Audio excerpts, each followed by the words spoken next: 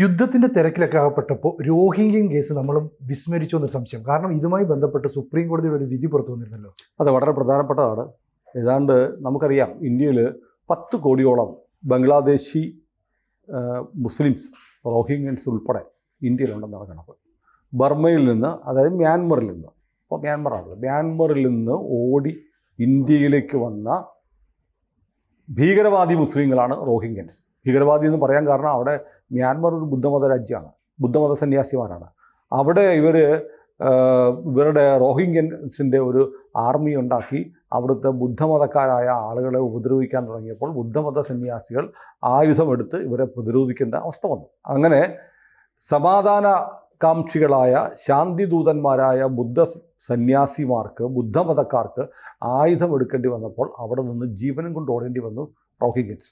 ആ റോഹിംഗ്യൻസാണ് ബംഗ്ലാദേശിൽ കുറേയുണ്ട്. അതുകൂടാതെ ബംഗ്ലാദേശിൻ്റെ അതിർത്തിയിൽ ഒരു ക്യാമ്പ് അടിച്ച് കിടപ്പുണ്ട്. അവിടെ നിന്ന് ജമ്മു കാശ്മീർ മുതൽ കേരളം വരെ ലക്ഷക്കണക്ക് റോഹിംഗ്യൻസ് ബംഗാളികളെന്ന വ്യാജേന, ബംഗ്ലാദേശികൾ പോലുമല്ല, ബംഗാളികളെന്ന വ്യാജേന ഇവിടെ വന്ന് താമസിക്കുന്നുണ്ട്. അവർ വലിയ കുഴപ്പങ്ങളുണ്ടാക്കുന്നത്, നാട്ടിലുള്ള പല അക്രമ പ്രവർത്തനങ്ങളുടെയും പിന്നിൽ ഈ ബംഗ്ലാദേശികളെന്ന ഭാവത്തിൽ ബംഗാളികളായി ചമഞ്ഞ് ഇവിടെ വന്ന് താമസിക്കുന്ന റോഹിംഗ്യൻസാണ്. അപ്പോൾ ഇവർക്ക്, പക്ഷേ ഇവിടെ ചില ആളുകളുണ്ട്, ഇന്ത്യ ഈ റോഹിംഗ്യൻസിനെ സ്വീകരിക്കണം, അവർക്ക് അഭയം കൊടുക്കണം, അവരുടെ കുട്ടികളെ പഠിപ്പിക്കണം, അവർക്ക് ജീവിക്കാൻ വീടുണ്ടാക്കി കൊടുക്കണം, റേഷൻ കൊടുക്കണം എന്നൊക്കെ പറയുന്ന ആളുകളുണ്ട്. അത്തരത്തിലൊരാളാണ് സുപ്രീം കോടതിയിലെ മുതിർന്ന അഭിഭാഷകനായ കോളിൻ ഗോൺസാൽവസ്. അങ്ങനെ സുപ്രീം കോടതിയിൽ ഒരു കേസ് കൊടുത്തു. കേസ് പലതാണ്. ഒന്ന്, ഈ റോഹിംഗ്യൻ ആയിട്ടുള്ളവർക്ക് UN കാർഡുണ്ട്. UN അവരെ അഭയാർത്ഥികളായി ഐക്യരാഷ്ട്രസഭ അംഗീകരിച്ചിട്ടുണ്ട്. അതുകൊണ്ട് അവർക്ക് ഇന്ത്യയിൽ താമസിക്കാൻ അവകാശമുണ്ട് എന്നായിരുന്നു ഒരു വാദം. രണ്ടാമത്തത്, റോഹിംഗ്യൻ്റെ കുഞ്ഞുങ്ങൾ, അവർക്ക് ഇന്ത്യൻ വിദ്യാർത്ഥികളെ പോലെ ഇന്ത്യയിലെ സ്കൂളുകളിൽ പഠിക്കണം. അതിന് അവരെ സ്കൂളുകളിൽ ചേർക്കാൻ സമ്മതിക്കണം. അവിടെ സ്കൂളിൽ ചേർത്തുള്ള ഗുണമെന്നറിയാം, കുറച്ച് കഴിയുമ്പോൾ പേര് വരും, സ്കൂൾ രജിസ്റ്ററിൽ വരും, ബർത്ത് സർട്ടിഫിക്കറ്റായി, TC ആയി, എഡ്യൂക്കേഷൻ സർട്ടിഫിക്കറ്റായി, അങ്ങനെ ഇന്ത്യൻ പൗരന്മാരാക്കി മാറ്റാം എന്നുള്ള ഒരു ഗൂഢശ്രമമാണ്. കാരണം ഇന്ത്യക്ക് പിന്നെ പൗരത്വ രജിസ്റ്ററും കാർഡും ഒന്നും ഉണ്ടാകത്തില്ല. തല പോയാൽ നമ്മൾ പൗരത്വ രജിസ്റ്റർ ഉണ്ടാക്കാൻ സമ്മതിക്കത്തില്ല. കാരണം പിന്നെ കൃത്യമായ അജണ്ടയുണ്ട്. കാരണം ഇവരൊക്കെ തിരിച്ചറിയപ്പെടും. അപ്പോൾ ഇത്തരം ആവശ്യങ്ങൾ ഉന്നയിച്ച് കോളിൻ ഗോൺസാൽവസ് സുപ്രീം കോടതിയെ സമീപിച്ചു. അപ്പോൾ നിങ്ങൾ നോക്കൂ, കോളിൻ ഗോൺസാൽവസ് ആണല്ലോ, അല്ല, നമ്മുടെ സ്ഥിരം പുള്ളി ഉണ്ടായിരുന്നു പ്രശാന്ത് ഭൂഷൺ. കോളിൻ ഗോൺസാൽവസിൻ്റെ ഹർജി അപ്പിയർ ചെയ്ത് പ്രശാന്ത് ഭൂഷണാണ്.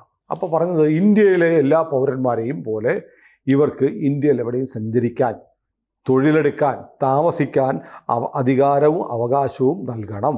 അവരുടെ കുട്ടികളെ ഇന്ത്യൻ സ്കൂളുകളിൽ പഠിപ്പിക്കണം. കാരണം നേരത്തെ പറഞ്ഞ പോലെ ഐക്യരാഷ്ട്രസഭ ഇവരെ റെഫ്യൂജികളായി അംഗീകരിച്ചിട്ടുണ്ട്, അഭയാർത്ഥികളായി അംഗീകരിച്ചിട്ടുണ്ട് എന്നുള്ള വാദം. എത്ര ദിവസം വാദം നടന്നറിയോ? മാസങ്ങളോളം വാദം നടന്നു.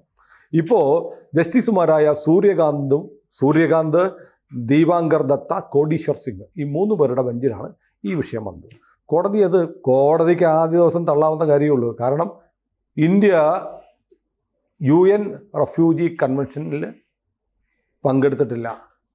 അഭയാർത്ഥികളെ സ്വീകരിക്കാമെന്നുള്ള വ്യവസ്ഥയിൽ ഒപ്പുവെച്ചിട്ടുള്ള രാജ്യമല്ല ഇന്ത്യ. അതുകൊണ്ട് പ്രൈമ ഫേസി അഡ്മിറ്റ് ചെയ്യാതെ തള്ളേണ്ട കേസാണ്. പക്ഷേ നമ്മുടെ സുപ്രീം കോടതിക്ക് ഇങ്ങനെ പലപ്പോഴും ജീവകാരുണ്യ പ്രശ്നമൊക്കെ ഇങ്ങനെ വരിഞ്ഞൊഴുകുമല്ലോ. മനുഷ്യത്വം, മാനവികത എന്നൊക്കെ പറഞ്ഞ്, ഇപ്പം പാകിസ്ഥാനെ ആക്രമിക്കരുത്, മാനവികതയാണ് പ്രധാനം എന്ന് പറയുന്ന ആളുകൾ നമ്മുടെ നാട്ടിലുണ്ട്. അതുപോലെ സുപ്രീം കോടതിയെയും ഇടയ്ക്ക് ഈ മാനവികതാ രോഗമൊക്കെ പിടിക്കാറുണ്ട്. പക്ഷേ എന്തായാലും കേസ് അഡ്മിറ്റ് ചെയ്തു, വാദം കേട്ടപ്പോൾ നമ്മുടെ സോളിസിറ്റർ ജനറൽ തുഷാർ മേത്ത പറഞ്ഞു, ഒന്ന്, ഇന്ത്യയിൽ എവിടെ സഞ്ചരിക്കാനുള്ള അവകാശം ഇന്ത്യക്കാർക്ക് മാത്രമാണ്, ഇന്ത്യൻ പൗരന്മാർക്കേ ഉള്ളൂ. വിദേശി വന്നിട്ട് എനിക്ക് എവിടെയും കയറണം, എനിക്ക് നേവൽ ബേസിലും കയറണമെന്ന് പറഞ്ഞാൽ കയറ്റാൻ പറ്റുമോ?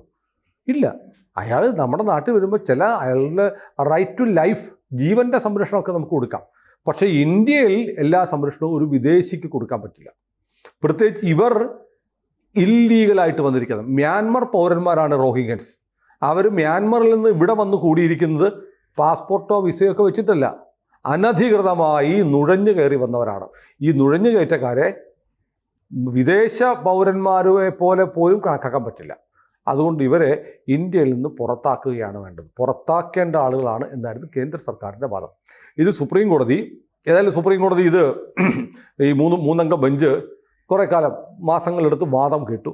അത് ഒരു കണക്കിന് നന്നായി എന്ന് പറയാം. കാരണം ഇവർ പറയൂ അല്ലെങ്കിൽ മനുഷ്യാവകാശ പ്രവർത്തകർ കോടതികൾ സംഘിക്കോടതിയായിരിക്കുന്നു, മുസ്ലിം വിരുദ്ധരായിരിക്കുന്നു, അവർക്ക് പറയാനുള്ളത് കേട്ടുപോലുമില്ല എന്നൊക്കെ പറയും. അതുകൊണ്ട് കോടതി കേട്ടിട്ട് പറഞ്ഞു, കേന്ദ്ര സർക്കാർ പറഞ്ഞതെങ്കിൽ ശരി വെച്ചിട്ട് പറഞ്ഞു, ഇന്ത്യ ഐക്യരാഷ്ട്ര കൺവെൻഷനിൽ ഒപ്പുവെച്ചിട്ടില്ല, അഭയാർത്ഥി കൺവെൻഷനിൽ ഒപ്പുവെച്ചിട്ടില്ല, അഭയാർത്ഥികളെ സ്വീകരിച്ചു കൊള്ളാം എന്ന് ഇന്ത്യ ലോക രാജ്യങ്ങളുടെ മുമ്പിൽ ഐക്യരാഷ്ട്രസഭയിൽ അംഗീകരിക്കാത്ത കാലത്തോളം ഒരാളെ സ്വീകരിക്കണം എന്ന് ഉത്തരവിടാൻ കോടതിക്ക് അധികാരമില്ല. അത് സർക്കാരിൻ്റെ എക്സിക്യൂട്ടീവ് അധികാരത്തിൽ വരുന്നതാണ്.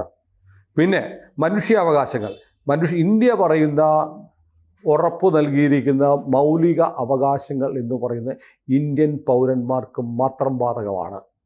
മറ്റുള്ള വിദേശികൾക്ക് അല്ലെങ്കിൽ നുഴഞ്ഞുകയറ്റക്കാർക്ക് ഇന്ത്യയിൽ എവിടെയും സഞ്ചരിക്കാനും വീട് വെക്കാനും സ്കൂളിൽ ചേർന്ന് പഠിക്കാനുമുള്ള സ്വാതന്ത്ര്യം കൊടുക്കണം എന്ന് പറയുന്നത് രാജ്യത്തിൻ്റെ പരമാധികാരത്തെയും സുരക്ഷയും ബാധിക്കുന്നതാണെന്നുള്ള കേന്ദ്ര സർക്കാരിൻ്റെ വാദം സുപ്രീം കോടതി ശരിവെച്ചു. എന്ന് പറഞ്ഞാൽ ഡൽഹിയിലെ പല സ്കൂളുകളിലും ഈ രോഹിംഗ്യൻകാരുടെ മക്കൾ പഠിക്കുന്നുണ്ട്. അവരെ അവിടെ നിർത്തണമെന്ന് ആവശ്യപ്പെട്ട് ചില സന്നദ്ധ സംഘടനകളുടെ സംഘടനയാണ് ആണല്ലേ, പഠിക്കുന്നില്ല, അവിടെ അഡ്മിഷൻ കൊടുക്കുന്നില്ലായിരുന്നു. അഡ്മിഷൻ കൊടുക്കാത്ത സാഹചര്യത്തിലാണ് ഈ ഹർജി വന്നത്. അപ്പം ഞാനിത് ആലോചിക്കുന്നത്, ഇതിനകത്ത് വേണം നമുക്ക് പറയാം, പാവങ്ങളല്ലേ, അവരുടെ രാജ്യത്ത് ജീവിക്കാൻ നിവർത്തിയില്ല, അവരിവിടെ ജീവിക്കട്ടെ എന്നൊക്കെ പറയാം. കാരണം നോക്കൂ, ഇവർ അടിസ്ഥാനപരമായി ഇസ്ലാമിസ്റ്റുകളാണ്. മുസ്ലിം മതം വിട്ടുള്ള ഒരു കളിയുമില്ല. ലോകത്ത് ഇപ്പം ഈ പാലസ്തീനിലാവട്ടെ, ലോകത്തെവിടെയും മുസ്ലിമിന് നൊന്നാൽ ഞങ്ങൾക്ക് നോവുമെന്ന് പറയുന്നവരാണ് ഇസ്ലാമിസ്റ്റുകൾ. അല്ലല്ലേ, പാകിസ്ഥാനുമായിട്ട് ഇന്ത്യ ഒരു സംഘർഷം ഉണ്ടായപ്പോൾ തുർക്കിയിൽ നിന്ന് ആയുധം കൊണ്ട് കൊടുത്തു. എന്തുകൊണ്ടാണ്? ഇസ്ലാം എന്നുള്ള ബോധത്തിലാണ്. അങ്ങനെ ഉണ്ടെങ്കിൽ ഇസ്ലാമിക രാജ്യങ്ങൾ 57 മറ്റും ഉണ്ട് ലോകത്ത്. ആദ്യം ഇവർ സ്വീകരിക്കേണ്ടത് സ്വമതത്തിൽ സ്വന്തം ദീനിൽ വിശ്വസിക്കുന്ന ഈ ആളുകളെ സ്വീകരിക്കേണ്ടത് ആരാണ്? ഇസ്ലാമിക രാജ്യങ്ങളല്ലേ. അതെ. എന്തുകൊണ്ടാണ് ഒരു ഇസ്ലാമിക രാജ്യവും സിറിയയിൽ നിന്നാവട്ടെ, യമനിൽ നിന്നാവട്ടെ, ബംഗ്ലാദേശിൽ നിന്നാവട്ടെ, അല്ലെങ്കിൽ പാകിസ്ഥാനിൽ നിന്നാവട്ടെ, അല്ലെങ്കിൽ മ്യാൻമറിൽ നിന്നാവട്ടെ അഭയാർത്ഥികളായി വരുന്നവരെ സ്വീകരിക്കാത്തത് എന്തുകൊണ്ടാണ്? അതേസമയം UK പോലെയുള്ള രാജ്യങ്ങൾ, മാനവികത ഉയർത്തിപ്പിടിക്കുന്ന രാജ്യങ്ങൾ, ഉയർത്തിപ്പിടിച്ച് അവൻ്റെ അണ്ടർവെയർ വരെ ഊരിപ്പോയി. UK അവസ്ഥയാണ്. UK ഇപ്പോൾ വന്നിട്ട് ആളുകളിപ്പോൾ പതുക്കെ ഇസ്ലാമിസ്റ്റുകളെ കൈകാര്യം ചെയ്തു തുടങ്ങി. പക്ഷേ അവർക്ക് ശേഷിയില്ല, അവർ തോറ്റുപോയി. കാരണം എണ്ണത്തിൽ ഇംഗ്ലണ്ടുകാരേക്കാൾ കൂടുതൽ ഇന്ന് അവിടെ അഭയാർത്ഥികളായി വന്ന ആളുകളുണ്ട്. 17 മേയർമാർ പാകിസ്ഥാനി മുസ്ലിമുകളാണ്. അപ്പോൾ അങ്ങനെ രാജ്യത്തിൻ്റെ ഡെമോഗ്രാഫി മാറിപ്പോയി. എന്തുകൊണ്ടാണ് മറ്റ് ഇസ്ലാമിക രാജ്യങ്ങൾ ഇവരെ സ്വീകരിക്കാത്തതെന്ന് ചോദ്യമുണ്ട്. അപ്പോൾ ചോദ്യത്തിന് ഉത്തരം ഒന്ന് പറയുന്നത്, ഞങ്ങൾക്ക് ഈ ആവശ്യമില്ലാത്ത കുരിശെടുത്ത് തലയിൽ വെക്കാൻ വയ്യ. അത് കുരിശാണെന്ന് ബോധ്യമുണ്ട്. അപ്പോൾ ഈജിപ്ത് പിന്നെ ഈ പലസ്തീനികളെയൊക്കെ കുറേ പേരെ സ്വീകരിച്ചിട്ടുണ്ട്. ഈജിപ്തും ഒക്കെ സിറിയയൊക്കെ സ്വീകരിച്ചിട്ടുണ്ട്. ആ രാജ്യങ്ങളുടെ അവസ്ഥ അറിയാമല്ലോ. ജോർദാൻ്റെ അവസ്ഥ അറിയാമല്ലോ. ജോർദാനിൽ പിന്നെ ഈ കലാപം ഉണ്ടാക്കണമെന്നും അബ്ദുള്ള രാജാവ് സമ്മതിക്കില്ല. പക്ഷേ ഗൾഫ് രാജ്യങ്ങൾ, സൗദി അറേബ്യ ആണല്ലോ ആഗോള ഇസ്ലാമിൻ്റെ തലസ്ഥാനം എന്ന് പറയാവുന്ന മക്കയും മദീനയുമൊക്കെ ഉള്ള വിശുദ്ധ നഗരങ്ങൾ എന്ന് ഇസ്ലാം മതവിശ്വാസികൾ കരുതുന്ന സൗദി അറേബ്യ എന്തുകൊണ്ടാണ് സ്വീകരിക്കാത്തത്? സൗദി അറേബ്യ പാകിസ്ഥാനിൽ നിന്ന് പിച്ച തണ്ടാൻ വേണ്ടി വന്നവന്മാരെ പിടിച്ചു അടിയും കൊടുത്ത് ഫ്ലൈറ്റൊക്കെ കയറ്റി വിട്ടല്ലേ. നമ്മൾ ഇവിടെ സംസാരിച്ചതാണ്, ഈ ഫ്ലോറിൽ സംസാരിച്ചതാണ്.